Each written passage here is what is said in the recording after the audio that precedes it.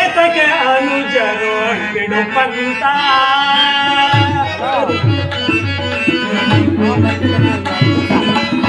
ಏತಕ್ಕೆ ಅನುಜರು ಬಿಡುಪಂತ ಸಲ್ಲದು ವೈರ ಸಾಧಿಸದಿರು ಚಲ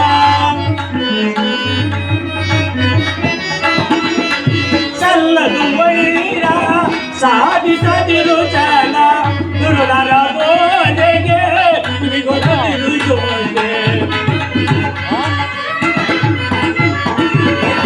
ದುರುಳರ ಬೋಧೆಗೆ ಕಿವಿಗೊಡದಿರು ಜೋತೆ ಏತಕ ಅನುಜರು ಬೆಳುಪಂತ ಬೆಳುಪಂತ ಬೆಳುಪಂತ ಸುಯೋಧನ, ಶ್ರೀಕೃಷ್ಣನ ಸಂದೇಶವು ಭೀಷ್ಮರ ಆದೇಶವು ನನ್ನ ಉದ್ದೇಶವೂ ಒಂದೇ ಆಗಿರುವುದು. ಪಾಂಡವರು ನಿಮ್ಮ ಅಣ್ಣ ತಮ್ಮಂದಿರಲ್ಲವೇ? ಅವರಿಗೆ ನ್ಯಾಯವಾಗಿ ಬರಬೇಕಾದ ಅರ್ಧ ರಾಜ್ಯವನ್ನು ಕೊಡಬೇಕೆಂಬುದೇ ನನ್ನ ಅಭಿಮತ. ಸುಯೋಧನ, ಯಾರದು ಮಾತನಾಡುತ್ತಿರುವುದು? ಚಿಕ್ಕಪ್ಪ ವಿದುರ ಮಹಾಶಯ. ನಡೆಯಲಿ ನಿನ್ನ ಅರಣ್ಯ ರೋದನ. ದುರ್ಯೋಧನ, ನನ್ನದು ಅರಣ್ಯ ರೋದನವೇ. ನಿನ್ನಂತವರಿಗೆ ಸದುಪದೇಶ ಮಾಡಬಾರದೆಂದು ದೊಡ್ಡವರು ಹೇಳಿದ್ದಾರೆ. ಆದರೇನು ಮಾಡುವುದು? ಕೆಡುವವರನ್ನು ಕಂಡಾಗ ಸದುಪದೇಶ ಮಾಡುವುದು ನಮ್ಮಂತವರ ಕರ್ತವ್ಯ. ಆದ್ದರಿಂದ ದುರ್ಯೋಧನ, ರಾಜ್ಯವನ್ನು ನೀನೇ ಅನುಭವಿಸು. ನಿನ್ನ ಇಚ್ಛೆ ಇದ್ದ ಅಷ್ಟಾದ ಭೂಮಿಯನ್ನು ಪಾಂಡವರಿಗೆ ಕೊಡು.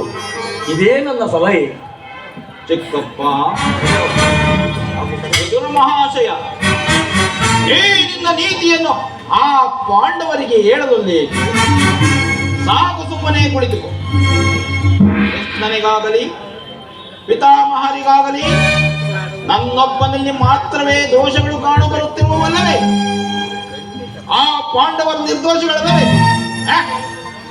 ಒಂದೇ ಪುತ್ರ ಪಕ್ಷಪಾತಿಗಳಾದ ನೀವುಗಳು ನಿಮ್ಮ ಸ್ವಭಾವಕ್ಕೆ ಸರಿಯಾದುದನ್ನೇ ಹೇಳಿದ್ರಿ.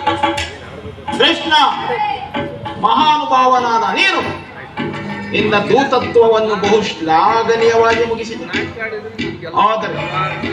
ಆದರೆ ನಿನ್ನ ಮರಳು ಮಾತುಗಳಿಗೆ ಒಳಪಡುವ ಬುದ್ಧಿಯನ್ನು ಮಾತ್ರ ನಿನ್ನ ದುರ್ಯೋಧನನಲ್ಲ. ಇದು ಶುದ್ಧ ಕ್ಷತ್ರಿಯನ ರಕ್ತ. ಸ್ವಾಭಿಮಾನ ಶೂನ್ಯತೆಯ ಕೊಳಪು ನೀರಲ್ಲ ಕೃಷ್ಣ, ಕೊಳಪು ನೀರಲ್ಲ. ದುಸ್ಸಾಹವಾಸದ, ದುರಾಶಯದ, ದುರಭಿಮಾನ ವಿಚಾರ ಮಾಡಿಕೊಳ್ಳಬೇಶ್ವರ ಕೃಷ್ಣ.